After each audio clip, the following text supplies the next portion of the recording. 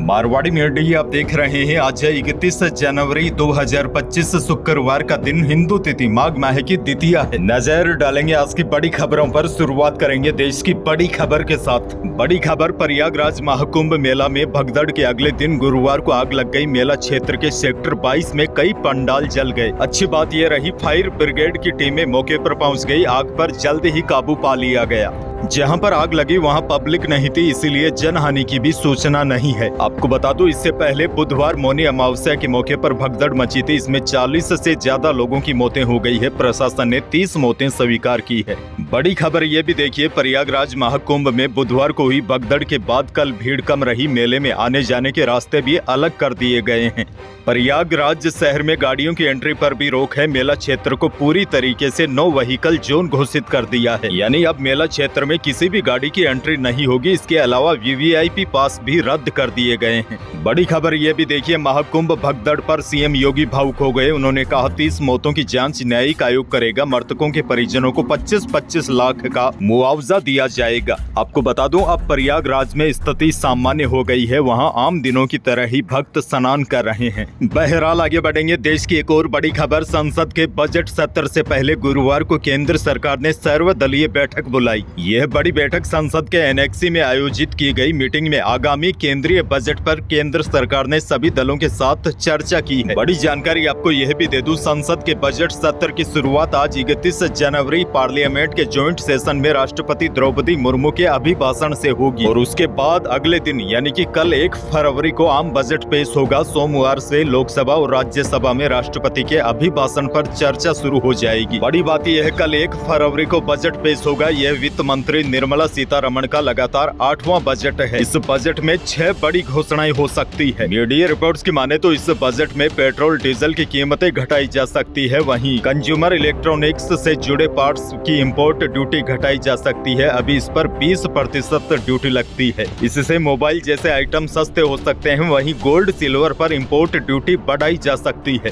अभी इस पर 6% ड्यूटी लगती है। अगर इंपोर्ट ड्यूटी बढ़ाई जाती है तो इससे सोना और चांदी के दाम और बढ़ सकते हैं। और बड़ी बात यह है, इस बजट में मिडिल क्लास को भी बड़ी सौगात मिल सकती है। 10 लाख रुपए तक की सालाना इनकम टैक्स फ्री हो सकती है। और बड़ी खबर तो ये भी आ रही है, बजट में पीएम किसान सम्मान निधि की राशि भी बढ़ाई जा सकती है। अभी किसानों को 6,000 रुपए 3 किस्तों में सालाना मिलते हैं। और अटल पेंशन योजना यानी कि पेंशन राशि दोगुनी यानी 10,000 रुपए की जा सकती है। फिलहाल मैक्सिमम मंथली पेंशन 5,000 रुपए है। कल बड़ी घोषणाओं का दिन होगा। देखते हैं वित्त मंत्री क्या क्या सौगातें देती है। आगे बढ़ेंगे। राजस्थान से बड़ी खबर, उत्तर प्रदेश के प्रयागराज में महाकुंभ के दौरान मंगलवार रात 1:30 बजे हुई भगदड़ में राजस्थान के 2 श्रद्धालुओं की मौत हो गई है। ये मौनी अमावस्या पर स्नान के लिए पहुंचे थे। भगदड़ में अजमेर के सरवाड़ से स्यारा गांव की निहाली देवी और जयपुर के चोमू में जेतपुरा अनंतपुरा के नाथूलाल टोडावत की मौत हो गई है। जानकारी के अनुसार निहाली देवी पति राम नारायण बेरवा के साथ प्रयागराज गई थी। 27 जनवरी को महाकुंभ स्नान के लिए प्रयागराज पहुंची थी।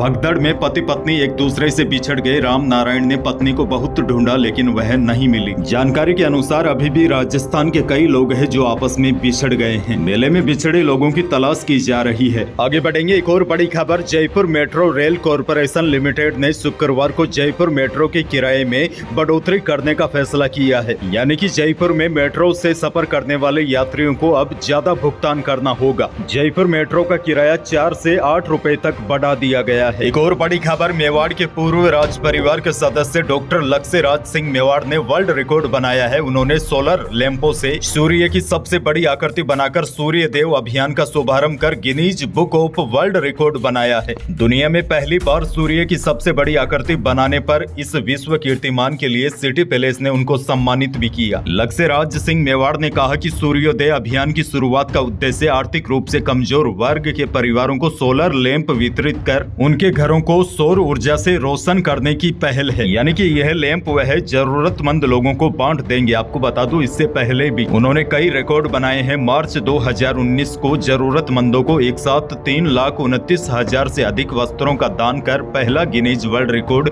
अपने नाम किया था। इस तरह जनवरी 2022 को 1 घंटे में सबसे ज्यादा स्वेटर जरूरतमंद लोगों को बांटकर 5वां Guinness book of world record बनाया था और जनवरी 2022 में 1 घंटे में गरीबों को 2800 भोजन के पैकेट वितरण कर Guinness book of world record स्थापित किया था। अब लक्ष्य राज सिंह कमजोर वर्ग के परिवारों को यह सोलर लैंप भी वितरित कर देंगे। आगे बढ़ेंगे, खाद्य सुरक्षा योजना से बड़ा अपडेट आया है। खाद्य नागरिक आपूर्ति मंत्री सुमित गोदारा ने बड़ा खुलासा किया है। गोदारा ने बताया कि प्रदेश में खाद्य सुरक्षा योजना के तहत कई जगह पर लाभार्थी अपने परिवार के सदस्यों के साथ साथ अपने जानवरों के नाम से भी राशन उठा रहे हैं, यानी कि कई लोग राशन भी फर्जी तरीके से उठा रहे हैं। इसीलिए सरकार ने KYC करवाने का फैसला लिया है। और बड़ी जानकारी आपको यह भी दे दूं, 88% उपभोक्ताओं की KYC पूरी हो गई है। वहीं बताया जा रहा है कि प्रदेश में 8 लाख से ज्यादा ऐसे लोग हैं जिन्होंने खाद्य सुरक्षा योजना को गिव अप यानी कि छोड़ दिया है। वहीं देखिए, गोदारा ने चेतावनी दी है, जो सक्षम लाभार्थी है वह इस योजना से अपने आप बाहर हो जाए, वरना कार्रवाई के लिए तैयार रहे। और बड़ी अपडेट आपको यह भी दे दूं, गिव अप अभियान के तहत खाद्य सुरक्षा बाहर निकलने के लिए लोगों को एक और मौका दिया है। अब इस अभियान को 28 फरवरी तक बढ़ा दिया है, यानी आप सक्षम है और इस योजना से बाहर निकलना चाहते हैं तो आपके पास 28 फरवरी तक का समय है। आगे बढ़ेंगे, सीकर से बड़ी खबर। सीकर में एक बार फिर लेपर्ड ने आतंक मचा दिया है। वन विभाग की टीमों ने भी इलाके में अलर्ट जारी कर दिया है। बड़ी खबर यह है, जिले के किकरालिया गांव के थालोड़ों की ढाणी में लेपर्ड के पद चिन्ह और फसल में बैठे लेपर्ड को देखकर ग्रामीण दहशत में है। लेपर्ड की सूचना वन विभाग को दे दी है। विभाग के अधिकारी अब लेपर्ड को ढूंढने में जुटे हैं। आगे बढ़ेंगे, एक और बड़ी खबर, नीमका थाना जिला को निरस्त करने का विरोध बढ़ता ही जा रहा है। कल बड़ी संख्या में लोग सड़कों पर उतर गए, हाईवे को जाम कर दिया। कल शहर के स्कूल और बाजार तक बंद रहे। सरकार के खिलाफ जमकर नारेबाजी की गई। हालात को देखते हुए 300 से अधिक रिजर्व पुलिस बल को भी तैनात करना पड़ा। आगे बढ़ेंगे, एक और बड़ी खबर, कुछ बड़े या न बड़े लेकिन सोने और चांदी के भाव ने आम आदमी की कमर तोड़ दी है। शादियों के सीजन से पहले सोने और चांदी के भाव में जमकर उछाल आया है। चांदी 1400 रुपए की छलांग लगाकर 94,400 रुपए प्रति किलो पर पहुंच गई है और शुद्ध सोना यानी कि 24 कैरेट सोना भी 200 रुपए बढ़कर 83,200 रुपए प्रति 10 ग्राम पर आ गया है। और 22 कैरेट यानी कि जेवराती सोना भी 200 रुपए तेज होकर 78,000 रुपए प्रति 10 ग्राम पर आ गया है। बहरहाल आगे बढ़ेंगे, मौसम को लेकर बड़ी खबर है। प्रदेश में हवाओं की दिशा बदलने के साथ ही दिन में तेज गर्मी शुरू हो गई है। वैसे आपको बता दूं, बाड़मेर में बुधवार को तापमान 34 डिग्री सेल्सियस के ऊपर चला गया। जानकारों की माने तो उदयपुर और बाड़मेर जिले में पिछले 13 सालों में जनवरी का सबसे अधिक तापमान दर्ज किया गया है। अब बड़ी अपडेट यह है, मौसम विज्ञान केंद्र जयपुर के निदेशक राधेश्याम शर्मा ने बताया कि राज्य में अगले 2 दिन मौसम साफ रहेगा और दिन में तेज धूप रहेगी, लेकिन उसके बाद 2 या 3 फरवरी से प्रदेश में एक सक्रिय पश्चिमी विक्षोभ एक्टिव होगा, जिसके असर से जयपुर, उदयपुर, कोटा, बीकानेर, भरतपुर और अजमेर संभाग के कई शहरों में मेघ गर्जना के साथ बारिश होने की भी संभावना है। यानी कि प्रदेश के ज्यादातर भागों में 2 या 3 फरवरी को मौसम एक बार फिर बदलेगा। कई स्थानों पर बारिश होने की संभावना है। इस सिस्टम के आगे बढ़ जाने के बाद ठंड एक बार फिर अपना हल्का सा असर दिखा सकती है। यही थी प्रदेश और देश की आज की बड़ी और महत्वपूर्ण खबरें। वीडियो को लाइक करना बिल्कुल न भूलिए और चैनल पर नए हैं तो सब्सक्राइब जरूर कीजिए ताकि आप अपडेट रहे बड़ी और काम की खबरों से। धन्यवाद।